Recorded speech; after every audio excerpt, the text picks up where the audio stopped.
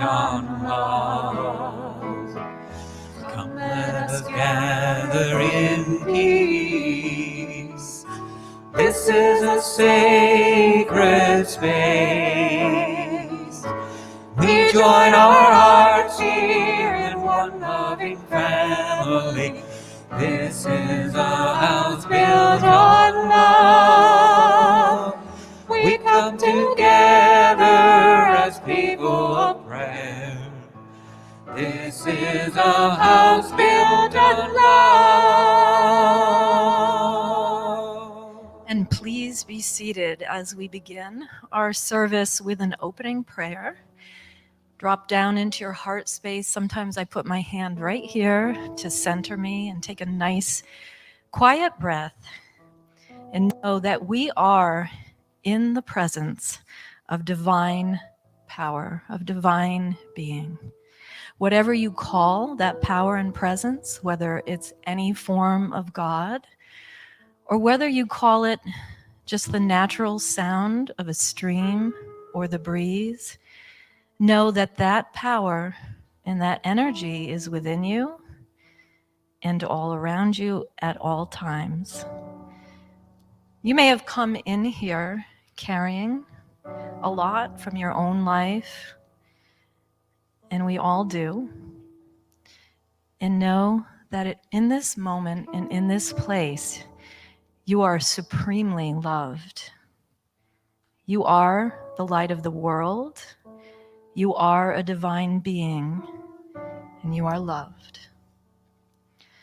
And let's take some of that love and spread it around the community, in your families and friends. If there's anyone that you're holding in your heart that you wish you could do more for, you may want to say that person's name out loud or whisper it to yourself and know that the divine presence is active in their life just as it is within you right now. And take some of that love also and let it shine on down River Road, going north, going south, going east, going west, shining that brightness out into our local community, our state, and our nation that at times seems so confusing and divided, that we can hold love as unity for all of us in our country. There may be a spot on earth that you're thinking of right now. So many people, refugees, people who may be suffering. It seems to be part of earth, part of our existence in this time. But know that that healing love is within them as well. And we take all that love and spread it all around the globe. And know that no matter the appearances and no matter the normal human struggles, we are spiritual beings experiencing a human existence.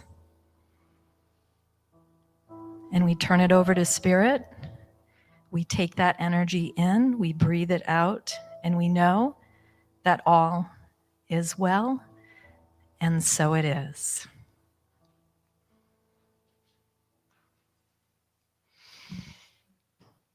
So again, I want to welcome Reverend Matt. He'll be speaking today. And as I was doing that prayer, I was thinking of Reverend Pat and Reverend Leroy, that they can get that kind of that deep peace and that deep rest that they deserve this week. So we are going to now go into our invocation, I believe. And if you would like to stand, you may. If you would like to sit, that is okay too. And take in these words. Our invocation is, if you'd say it together with me, there is only one presence and one power in the universe and in my life, God, the good, omnipotent. And our vision statement, centered in divine love, we celebrate a spiritually transformed world. And next is our mission statement. Unity Center for Spiritual Growth reaches in to reach out through education, service, and creation of community. And we have core values here that we live by. We are loving, we are accepting, we are authentic, we are transformative, we are soul-centric, we are compassionate, and we are welcoming. And I'll turn it over to Dina for our community song. The group song today is I'm Choosing Heaven Today, and there's the lyrics.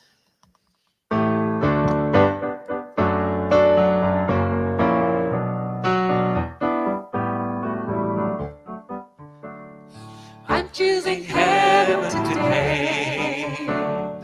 I'm choosing heaven today. I am walking the road of heaven right now, singing I'm choosing heaven today.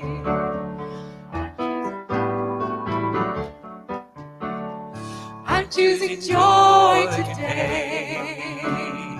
I'm choosing joy today. I am walking the road of joy right now, singing I'm choosing joy today.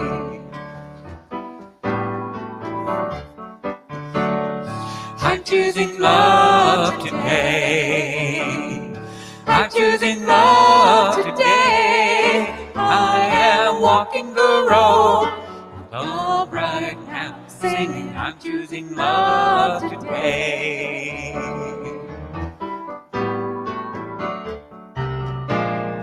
I'm choosing heaven today. I'm choosing heaven today. I am walking the road of heaven right now, singing I'm choosing heaven today. I'm choosing heaven today. I'm choosing heaven today.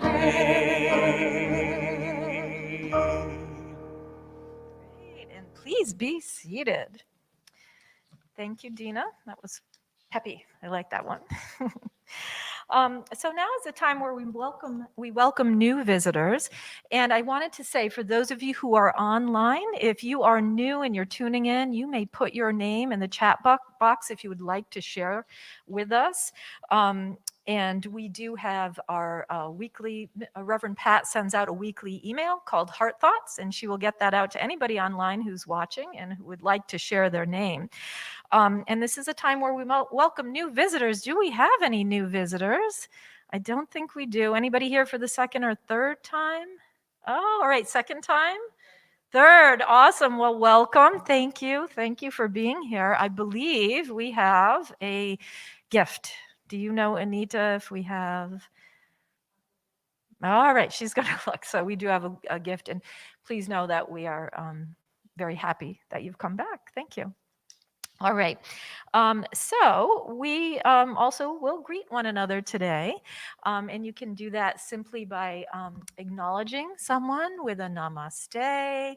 I would say a smile, of course, maybe under your mask. It's really hard to do, or a little wave to somebody, or a nod. If you would like to sit or stand, either one is acceptable. So we will do our namaste song. We don't. Oh, that's right. Okay, I forgot. So we just want to say this. So together we say, the love in me greets the love in you, and together we may work for the glory of God. Good morning. Good morning. Good morning. Namaste. Good morning. Good morning.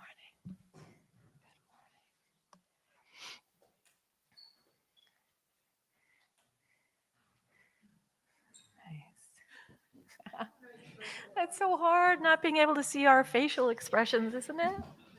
It's a lot we can do with our eyes, though. All right, so now we'll go over our unity principles. These are 5 basic unity principles. If you travel anywhere and go to another unity church anywhere in the world, you will see these 5 basic principles. Sometimes they're worded a little bit differently, but they always come down to these 5 principles. So our first one is that God is good and everywhere present. And that means that at all times, even when we are in the midst of crisis, that God still is in that place, giving us strength. And that God is present in all all items, all animals, all living things. I have a little story to tell with this one, because I went to Catholic school when I was little, through kindergarten through 6th grade, and my mother had grown up Catholic but had left the church. My father was Episcopalian, so I went to Catholic school during the week. Absolutely loved it, but I wasn't a really good Catholic. And went to the Episcopal Church on Sunday, and I wasn't a great Episcopalian. But I remember being 6 years old, and one of the nuns telling me that animals did not have souls. And I remember at that moment in my head feeling incredible compassion for Sister Mary Elizabeth. I just had this incredible compassion because she could not see that animals had souls, and I knew she was wrong. I didn't say a word, but I went home and asked my parents if I could get her a cat so that she could see. And that was kind of a little turning point for me all through growing up. I loved some of the messages I got, and others I would say, oh my goodness, they're confused. The nuns and the priests are a little confused about things. So I guess I formed that in me, that God is through and around all beings and all things. The Spirit of God lives within each person. Therefore, all people are inherently good. And that's a hard one when we have somebody we're feeling conflict with, but it's hard. For me, sometimes I picture that person as a child, but that's a struggle. Number 3, we create our life experiences through our way of thinking around to the positive, sometimes it's sitting and being with whatever is negative in our life and feeling it and then letting it go. That is powerful thinking as well. Number 4, there is power in affirmative prayer, which we believe increases our connection to God. I know in my busy life, finding that time to make that connection, which for me is just listening, just being still, like this beautiful window, just being still and listening and sitting with a positive affirmation. And that's where mantras, I believe, came from in ancient times, positive affirmation. And number 5, knowledge of these spiritual principles is not enough. We must live them. We must put them into action in our lives. Sometimes it's hard to do, to get up that energy and try it, but it's not enough to sit upon a cloud and just not go down to earth with all of these things. So, is there anybody who has a story from your life, a brief story? This is the sharing of the good news that may have happened in your life where you thought of one of these principles.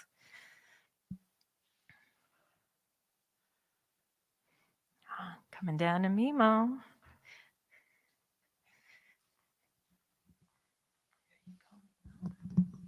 I'm going to open my mask so I can speak.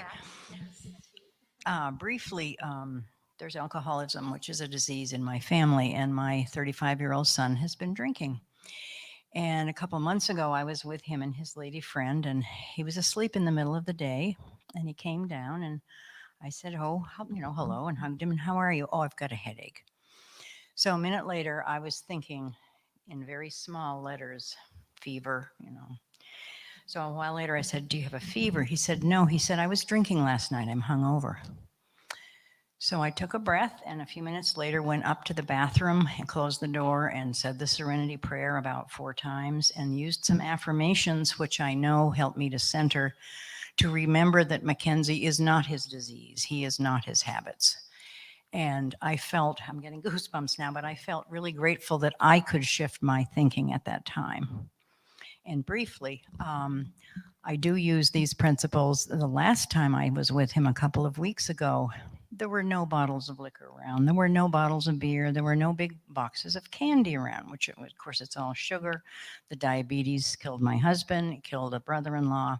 So it's in the family. So that my story is one of big gratitude that I could shift my thoughts and that I could see him as he really is. And I am so grateful for my time here at Unity, which has included a lot of healing on a lot of levels. And so I'm grateful. Thank you. Thank you for sharing that. Your son's name is Mackenzie. So picture him centered. We don't always understand the path somebody is on, I think, and just picture him well, and you too, and centered in light. Anyone else have something they would like to share? Reverend Aaron? Hi. I like that idea, Mimo.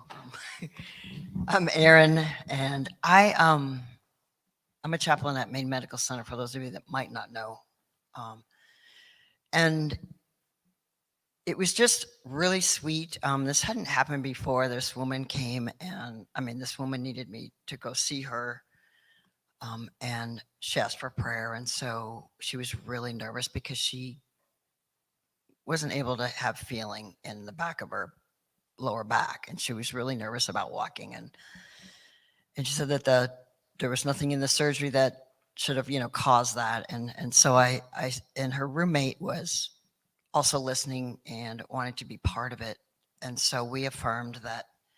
I said to her, you will be walking, and when you get concerned and worried, just know that you will walk, and if that's hard, believe that I believe that you will walk again and be able to, and you can go out on a limb like that only because you know that that is true medically for them without I'm always using unity everywhere, but just I knew I was safe to say that in that moment too, and what was just really the sweetest part of this was that because her roommate was kind of part of it, the way she was engaging with us.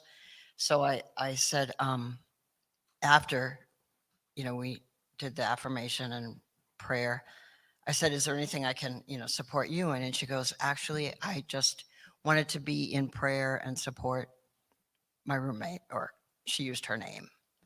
And it just really struck me. It hadn't quite been like that. And then I went to another room and on a different floor, and there were two women roommates, and again it happened. So it was just really sweet. So it's probably number 4. Yeah. Thank you, Aaron, and thank you for all the work you're doing at Maine Medical. Yeah. Anyone else have something they'd like to share, even if it just popped into your mind? It's okay to share. We good? Oh, we got another. I love these 5 principles because I do use them in my life. There are times that life will throw you roadblocks. There was a time in my life where I had a very serious health challenge. I had a doctor come in and say, it's all downhill from here. My wife and I looked at him and laughed because I believe you have that momentary fear that comes in. Oh, what now? Believing in God's divine love shifted the energy, and I have been remarkably healthy ever since. You have been, Jack. Thank you for sharing that with us. Medical diagnoses are sometimes just information, and our bodies are amazing. All right. I also wanted to mention for people at home, if you had something you wanted to share in the chat box, you may do so. Or if you have a prayer request, you can do it if you're watching from home. All right. So now we are going to welcome to the platform Gloria for our daily word reading. So come on up, Gloria, for the daily word.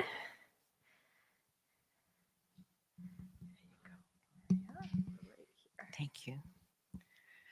The word that we're focusing on today is guidance. I open my mind and heart to receive guidance. Sometimes I have insisted on figuring things out for myself rather than asking for anyone's help. Over the years, I've learned the value of asking for guidance and sharing what I've learned with others when others ask me. As we exchange ideas, we may tap into a higher wisdom that had not been apparent to either of us alone. This higher wisdom is not outside of myself. It is a still, small voice, mine to call upon at any time. I am always able to ask for guidance to show me the way forward. I access my inner guidance by opening my mind and heart in prayer. Then I watch, listen, remembering that divine guidance may come in a familiar way or perhaps in an unexpected way that will surprise and delight me. And from Isaiah 55, verse 9, for as the heavens are higher than the earth, so are my ways higher than your ways, and my thoughts than your thoughts. Thank you, Gloria. I always love hearing your voice. Thank you. Whoops. Get your mask here. There you go. Ah. Those things are always flying. All right. Well, I believe we now have some special music. Am I on track here? You are indeed. Okay. All right, someone's got it. To open up Matt's talk this morning, this is a song by Betsy Rose, Taste and See.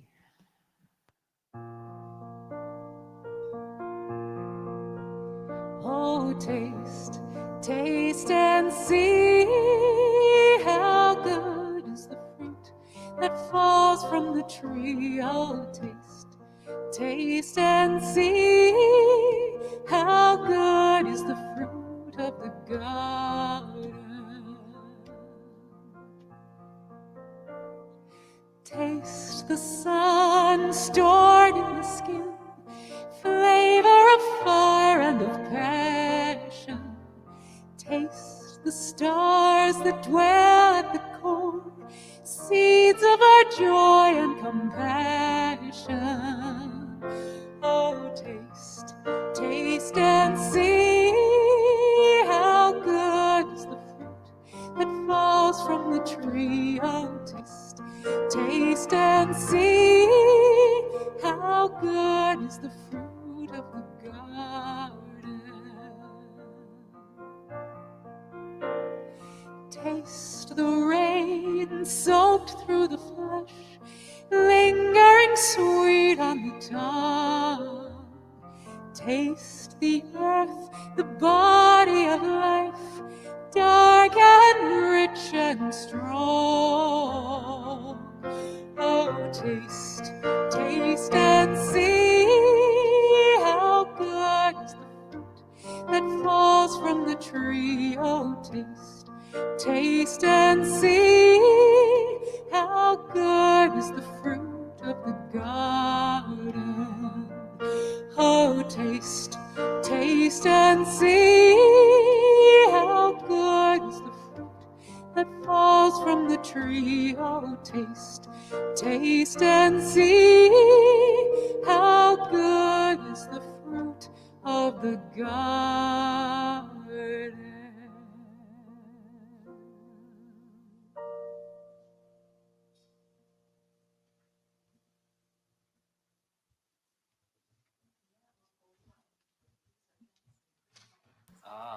Green light of life.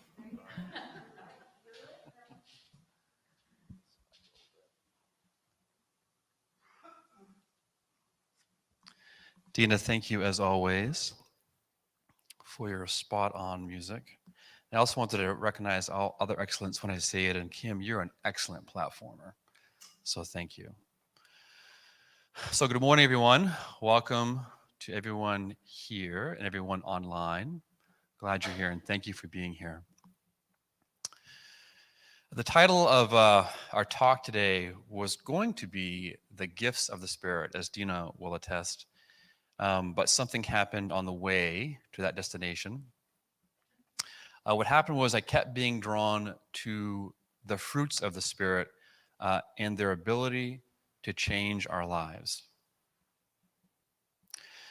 So our talk today, as you would guess, is going to be around the fruits. Maybe we'll pick up the gifts another time. I'd like to open with a short poem by Juan Ramon Jimenez. Some of you may have heard this poem. It's beautiful. I am not I. I am not I. I am this one walking beside me, whom I do not see, whom at times I manage to visit, and whom at other times I forget, who remains calm and silent while I talk, and forgives gently when I hate, who walks where I am not, who remains standing when I die.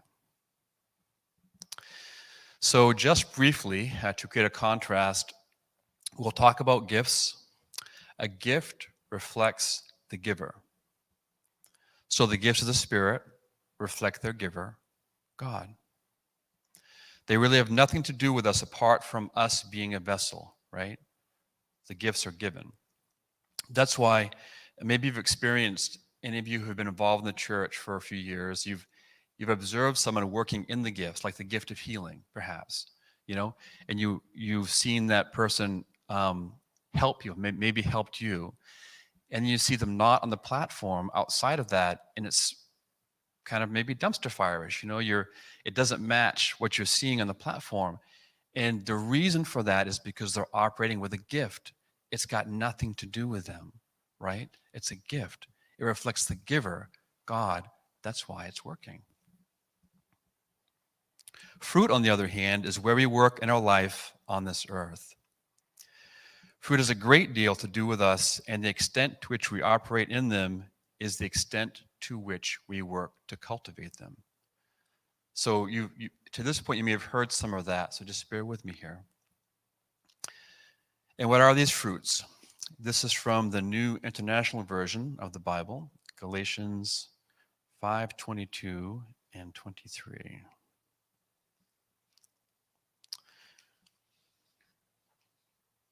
But the fruit of the Spirit is love, joy, peace, forbearance, kindness, goodness, faithfulness, gentleness, and self-control. Against such things there is no law. And why is there no law? Because it does not need to be, right? Laws are to keep us in the correct lane from a societal or a culture perspective. If you're operating with and through an awareness of the fruits of the Spirit, you do not need to be correct. You do not need to be kept in the correct lane. You're already there. And that's why the scripture specifically ends with, against such there is no law. So how do we see and experience these fruits of the Spirit from a societal perspective in this world? If you were brought up in a mainline church, this is likely the Dudley Do-Right list. You're expected to respond to meet behavioral expectations. Other times these seem like nice ideas, but not really a practical base from which to engage the world. When I was a boy attending summer Bible school, and these were taught, I wanted to believe they were real and that they could actually be a basis of how people related to each other. You remember that child place where your heart was open and these things made sense, right? They made sense. That was not my experience. As with many of us, my experience was if you actually tried to relate to your peers in this way, you were thought weak, bullied, and discounted. Not exactly the image you strive for as an adolescent. When you get older as an adult, you experience something similar, but mostly more subtle. Not always. Society teaches that those who get ahead, they take it, or win it, or defeat someone else for it. This is reinforced again and again in the things our culture celebrates, like politics and sports. What do you see most on the news? You know, these kind of things that celebrate competition and like a zero-sum game, right? The fruits of the Spirit are not just behavioral aspects we strive for, but active, immensely powerful teaching, healing, and transformational tools for ourselves and those around us. Apart from the Bible, a spiritual text that I particularly enjoy is A Course in Miracles. And from chapter 9, section 5, by their fruits you shall know them, and they shall know themselves. That last piece is important. Let's briefly look at the fruits of the Spirit individually in reverse order. So that means the first being self-control. The primary request of our parents when we're little and not so little would be this fruit. Self-control does not mean sitting on ourselves to look like we are behaving well. That may come as a surprise to some of our parents. Self-control is a natural outgrowth of tending your personal garden. If you think of when you respond to some significant external action and you have had a good day where you feel relaxed, had good things put into you, you are much more able to choose how you respond in that moment versus if you were on autopilot all day just kind of going through the motions. And you know that to be true. You have an ability to choose how you respond versus reacting, which we all do. This is the essence of self-control. In the original Greek, the word that I cannot pronounce,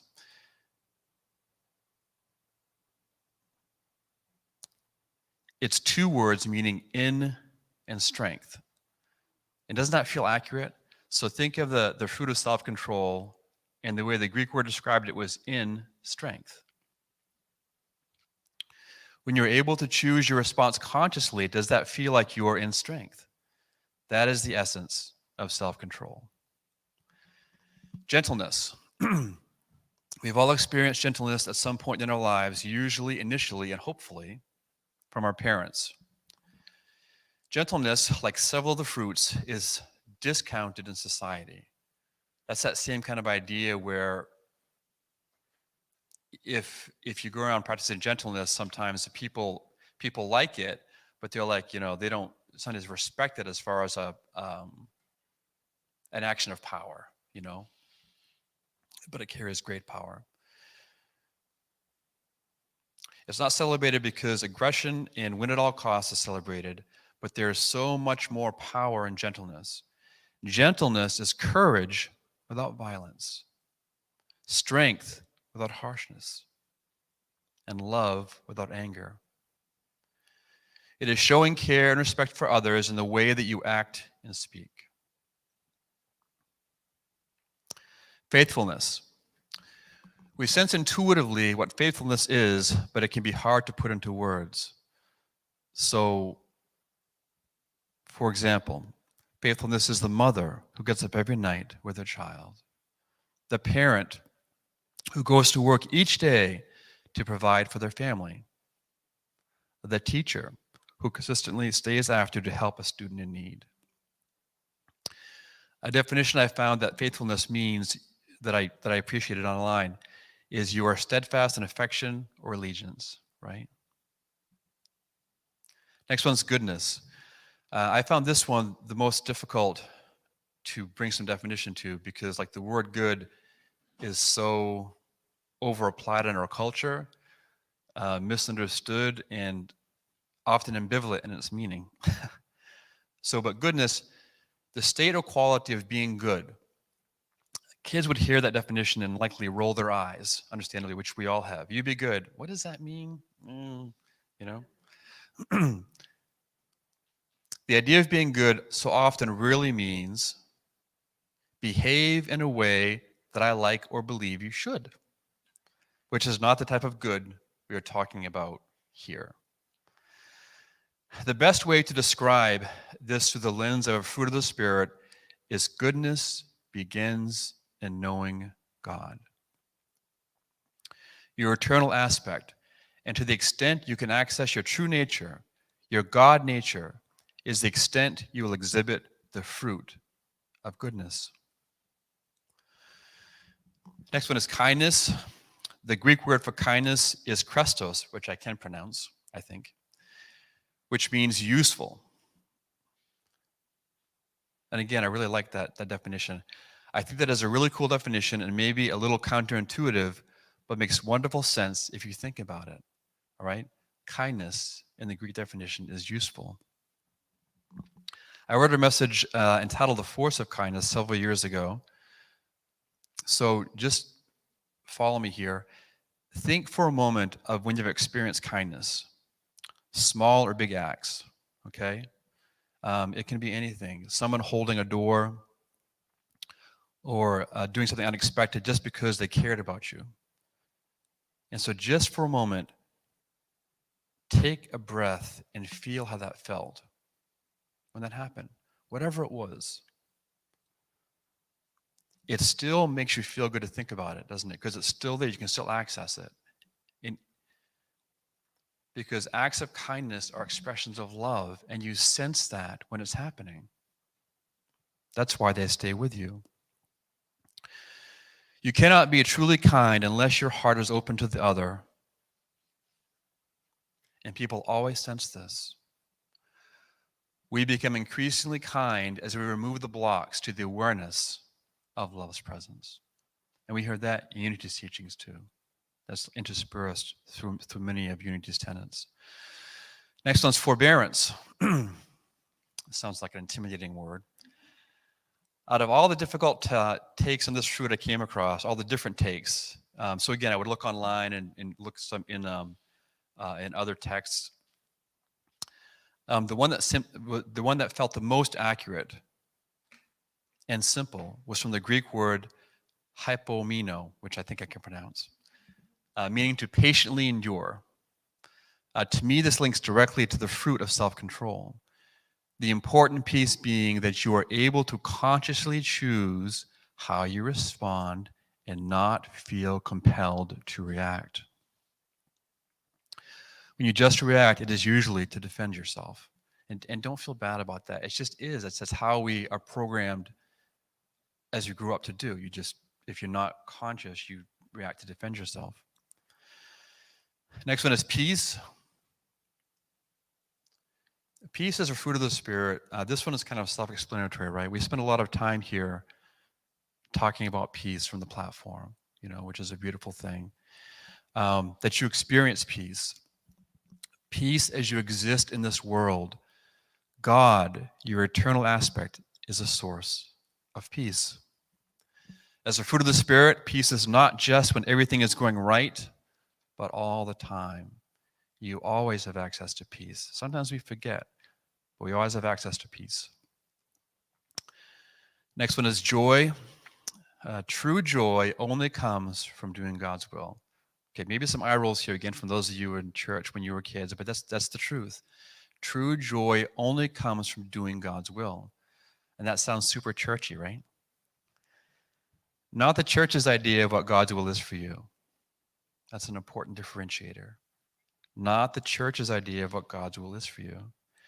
Every major religion I'm aware of refers to this world as a classroom. Part of the lesson we are learning here is that we are eternal beings having a human experience, which Kim referenced earlier, right? That really is who we are here. Easy to forget because there's so many things bombarding our senses. But we are eternal beings having a human experience, not vice versa.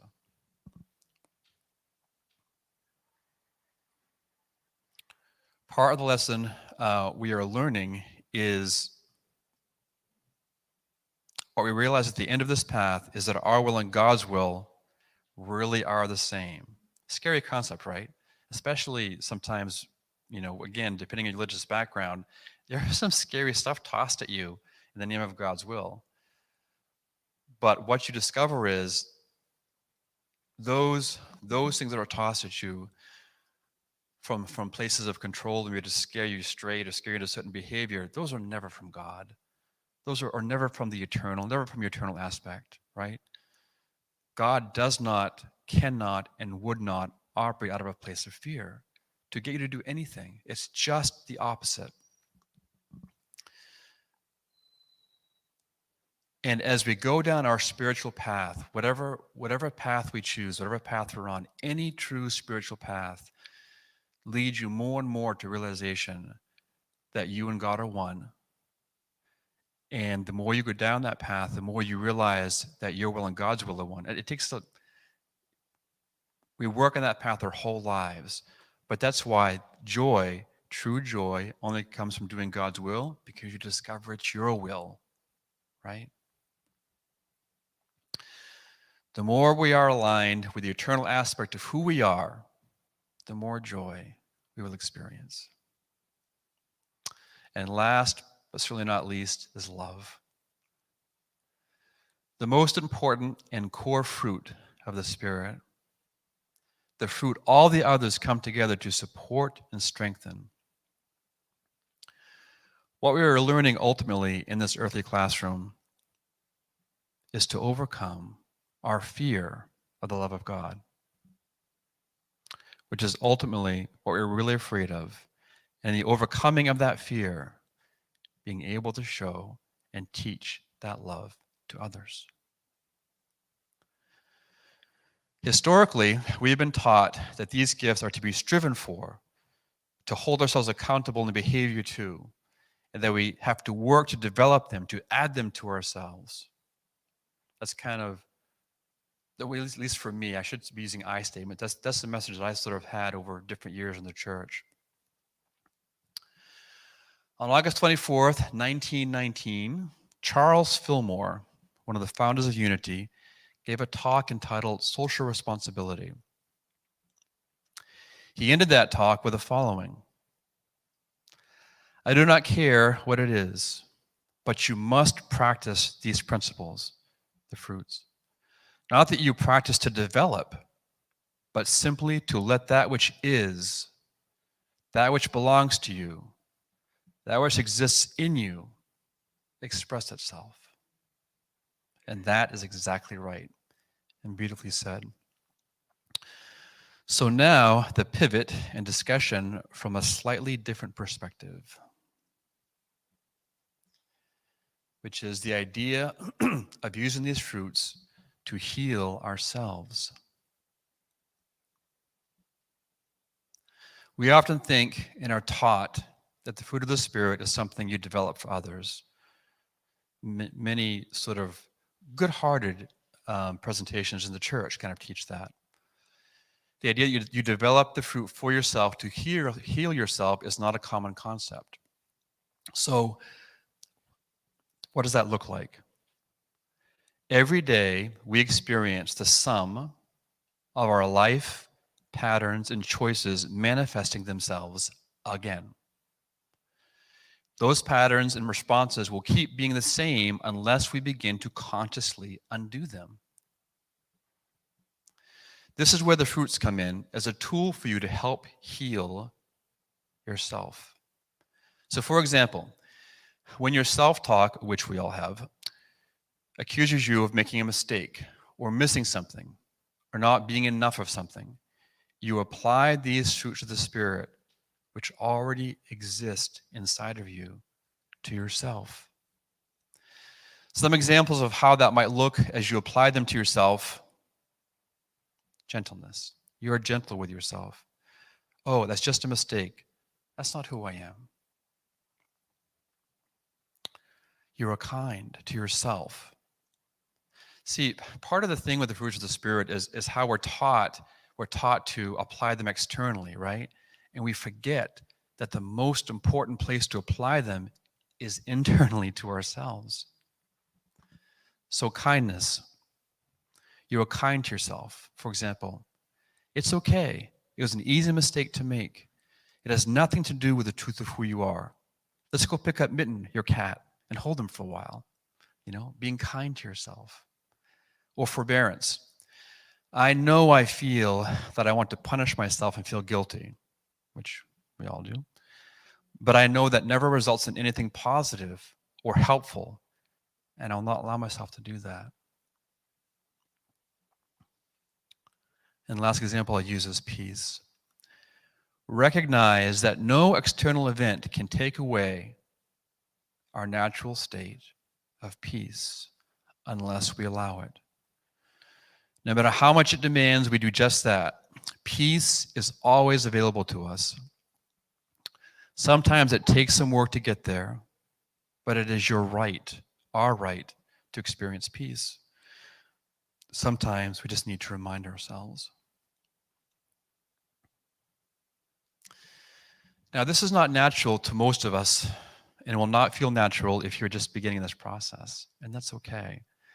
It's counterintuitive on several levels of how we've been presented, but also not just the fruits of the Spirit, but how we've been taught to live our lives in the society. The voice in your head is going to say something along the lines of how silly that is. To note that you do not have time for this, you just need to deal with what it is and accept it. Those voices that we have taught ourselves are well worn, like an old record. It will initially take regular, ongoing decisions in the face of those seemingly strong old patterns to apply the fruits of the Spirit to your own process, which we just talked about. But as you do over time, a new record will begin to emerge. If you're ever in doubt of how to respond to yourself, think of how you would respond to a young child who's made a mistake. Right? We've heard this example before in different teachings, but this is very applicable here.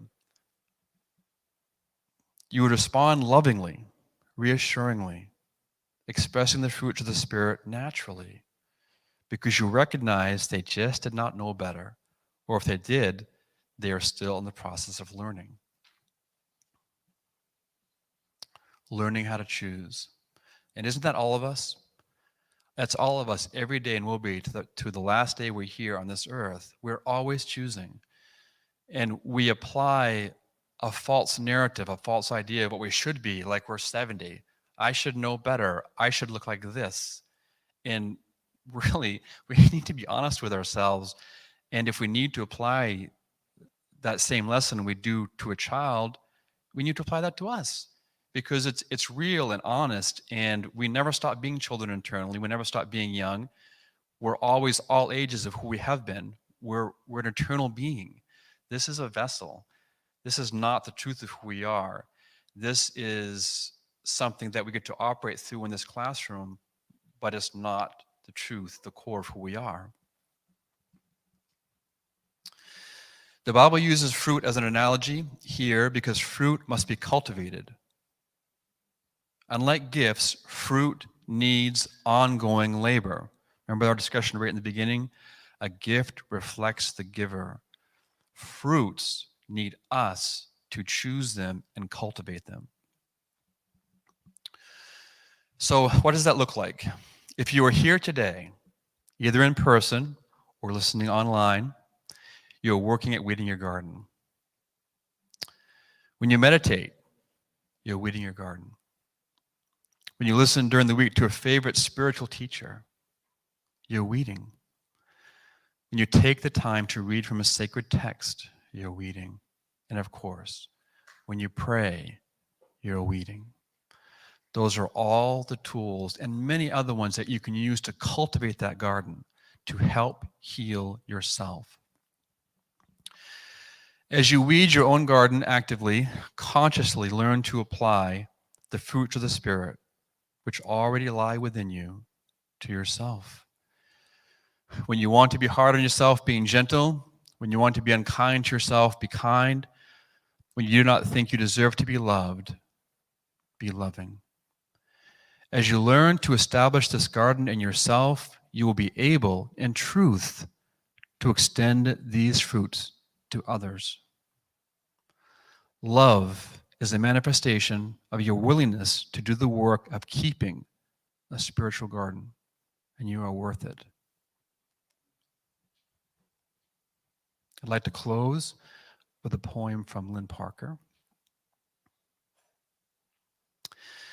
Take the time to pray. It is a sweet oil that eases the hinge into the garden, so that the doorway can swing open easily. You can always go there. Consider yourself blessed. These stones that break your bones will build the altar of your love. Your home is the garden. Carry its odor hidden in you into the city. Suddenly, your enemies will buy seed packets and fall to their knees to plant flowers in the dirt by the road. They'll call you friend and honor your passing among them. When asked, "Who is that?" they will say, "Oh, that one has been beloved by us since before time began." This from people who would have trampled over you to maintain your advantage. Give everything away except your garden. And that is what we have for today. Thank you. So, meditation, okay.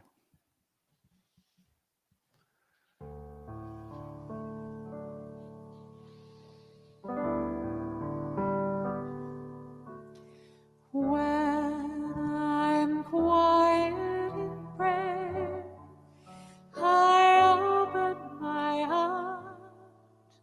I open my heart. When I'm quiet in prayer, I open my heart. Hallelujah.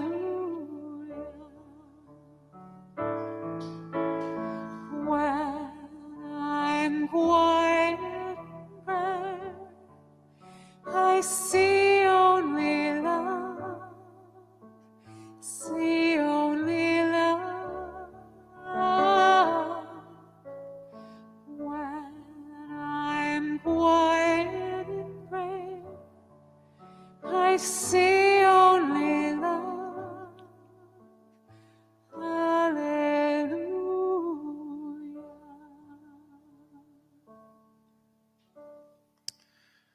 So, as we enter into meditation, let's apply what we just heard. As you breathe, take nice, easy, deep breaths. And I'm going to ask you to consciously apply the fruits of the Spirit to yourself. And if a thought comes up, a contrary thought, a thought trying to pull you away from the beautiful truth of who you are, apply the fruits to that thought. Apply gentleness to yourself. Let you know, talk to yourself about the love for you and through you and in you. Apply kindness to yourself. So as you breathe, just consciously pull your mind back to kindness, gentleness, peace, love.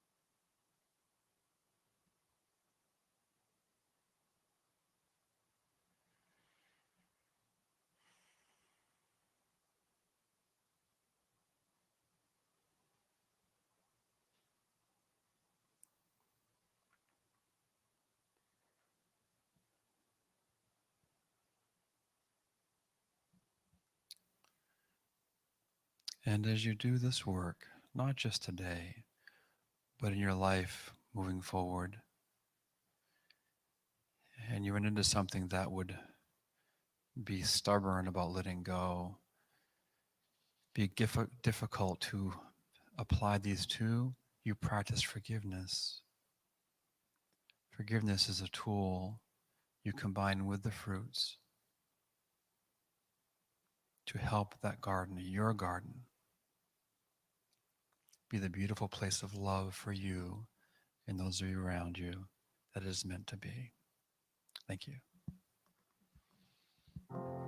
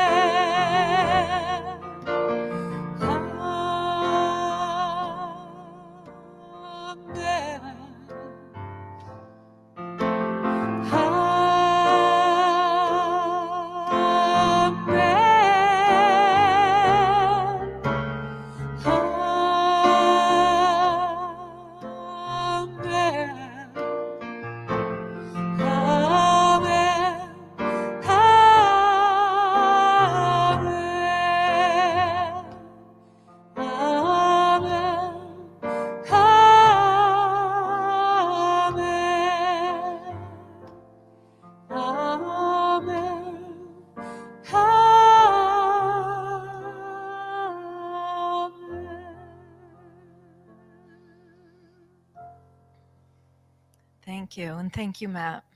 That was excellent. Matt left his notes up here.